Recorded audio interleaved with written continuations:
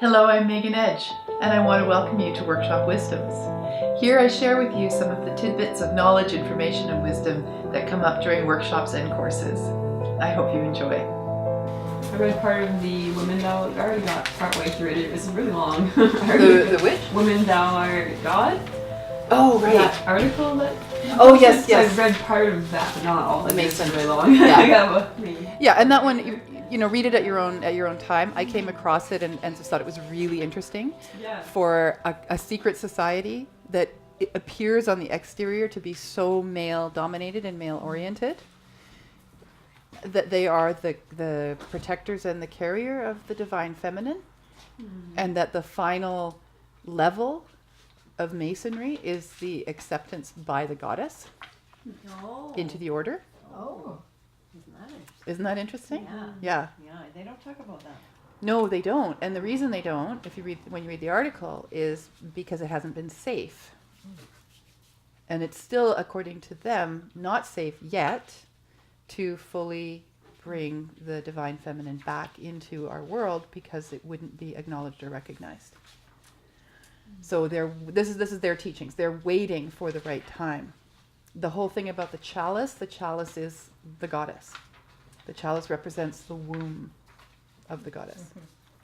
The stories of Mary and Mary Magdalene and all of those stories are held within the iconography and the symbolism that is all around us. Mm-hmm. Walt Disney knew this.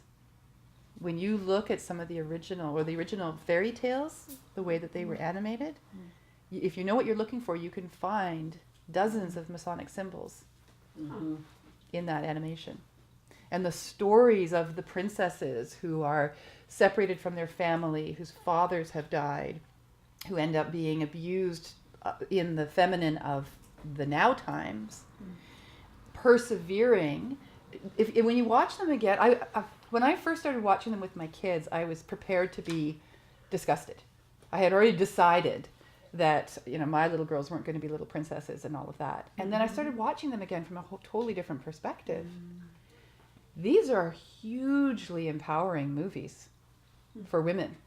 And the messages are not the prince saves her in the end. The message is she chooses him in the end because he is worthy of her. Right. He has to prove himself to her. I haven't seen these in a while, so I don't recall that. I have. It's really interesting. And here come the goosebumps. None of them, they get chosen. Yeah.